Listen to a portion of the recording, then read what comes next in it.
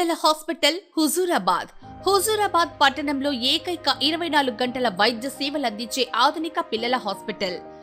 స్థలము కన్యకా పరమేశ్వరి గుడి ఎదురుగా, జమ్మికుంట రోడ్, హుజూరాబాద్. మీ బిడ్డ ఆరోగ్య భద్రతకు సంప్రదించండి. విజేత పిల్లల హాస్పిటల్, కన్యకా పరమేశ్వరి గుడి ఎదురుగా, జమ్మికుంట రోడ్, హుజూరాబాద్. విద్యార్థులు చదువుకునే చదువుల బడిలో అసాంఘిక కార్యక్రమాలకు అడ్డలుగా మారుతున్న పాలకులు, పోలీసు యంత్రాంగం పట్టించుకున్న పాపాన పోవడం లేదు. జమ్మికుంట మండలంలోని బిజిగిరి షరీఫ్ హై స్కూల్ ప్రాంగణం అసాంఘిక కార్యక్రమాలకు అడ్డాగా మారుతుంది. పాఠశాల ముగిసిన తర్వాత ఉపాధ్యాయులందరూ, పిల్లలందరూ ఇంటికి వెళ్లిన తర్వాత రాత్రి వేళలో హై స్కూల్ ప్రాంగణంలో మద్యం సేవించి ఆ సీసాలను పగలగొడుతూ విధ్వంసం సృష్టిస్తున్నారు. అంతేకాకుండా పాఠశాలలో ఉన్న బోరు వైరును సైతం ఎత్తుకెళ్లటం జరిగింది. విద్యార్థులకు సంబంధించిన వాష్ పైపులను సైతం ధ్వంసం చేయడంతో వాష్రూముల్లోకి నీళ్లు రాక విద్యార్థులు ఇబ్బందులు పడుతున్నారు. విద్యార్థులకు మధ్యాహ్న భోజనం అందించవలసిన కిచెన్ రూమ్ సైతం మూసివేయడంతో విద్యార్థులు ఇబ్బందులు పడుతున్నారు. ఈ సందర్భంగా పాఠశాల ప్రధాన ఉపాధ్యాయుడు తిరుపతి మాట్లాడుతూ, పాఠశాల ముగిసిన తర్వాత కొంతమంది గుర్తు తెలియని వ్యక్తులు పాఠశాలకు వచ్చి మద్యం, సిగరెట్లు తాగుతూ ఇష్టారాజ్యంగా పడి చేస్తున్నారని, పలుమార్లు ఈ విషయం గురించి పోలీస్ శాఖకు తెలియజేసినప్పటికీ పట్టించుకోవటం లేదని ఆవేదన వ్యక్తం చేశారు.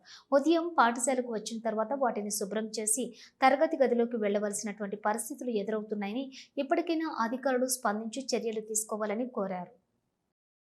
మన బడి విడిచిపెట్టిన తర్వాత సాయంత్రం అయిందంటే మేము వెళ్ళిపోయిన తర్వాత వాళ్ళకి వచ్చి బయట విలేజ్ వచ్చి మా గదిల మీద కూర్చొని ఏది సిగరెట్లు తాగడం, బీర్ సీసాలు తాగడం, దాన్ని పలగొట్టడం, ఇట్లాంటి అసాంఘిక కార్యక్రమాలు నైట్ 9 గంటల వరకు కొనసాగుతూనే ఉన్నాయి. మళ్ళీ మేము తెల్లారి వచ్చి మళ్ళీ అవి నేర్పేయడం, ఇది యథావిధిగా ఇది కొనసాగుతుంది. దాని మీద దృష్టి పెట్టి విలేజ్లకు ఎన్నిసార్లు చెప్పినా కానీ పోలీసుల బ్లూ కోడ్ వాళ్ళకు కూడా చెప్పినాం. చెప్తే ఒక 10-15 రోజులు అప్పుడు ఆ సర్వర్ మన దర్గాలో ఉంటాడు, ఆ సిఐ అక్కడ ఆయన చెప్పి వీడికి పంపించి ఒక 15 రోజులు నిఘా పెట్టుకున్నాడు. మరి ఆ విషయం వల్ల ఏమైందనేది తెలియదు. మేడం ఒకసారి పోయి చెప్తే పెట్టాడు. మళ్ళీ యథావిధిగానే మళ్ళీ ఈ విధంగానే మళ్ళీ ఇవి కొనసాగుతుంది. అదేవిధంగా వాళ్ళ మెట్లు కూడా పలగొట్టడం జరిగింది.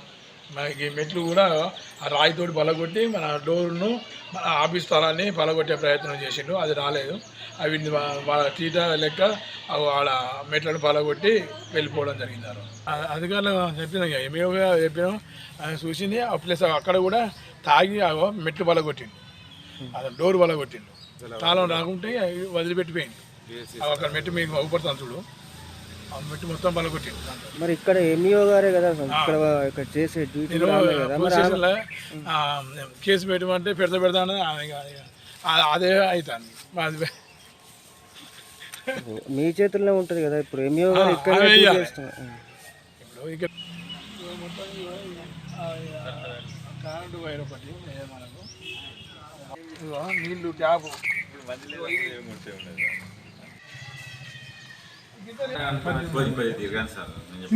బోట్లు ఎందుకు